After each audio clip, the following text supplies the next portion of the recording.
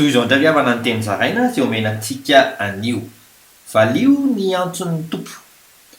Ny teny dia Andriamanitra. Araka ny voasoratra ao filazantsara ny Jaona toko voalohany andiny voalohany amin'ny anaran'i Jesosy hoe tamin'ny voalohany ny teny, ary ny teny tao amin'Andriamanitra, ary ny teny dia Andriamanitra. Kristy koa Andriamanitra.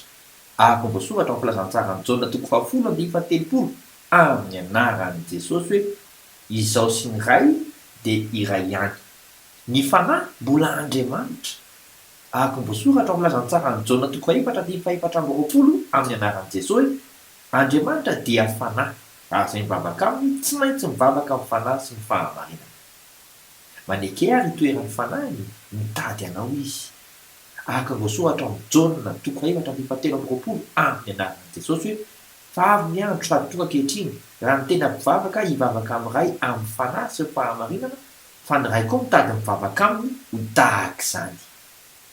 Say mivavaka isika. Ray ô, mitady olona hitoeran'ny fanahinao tanteraka ianao, dia feo izay olonao ho mendrika izany ka ho fitaovana mahery vaika hitondra fifoazana marina. Amin'ny anaran'i Jesosy Kristy velona avy any Nazareta. Amen. Mandra-pioana tompoko.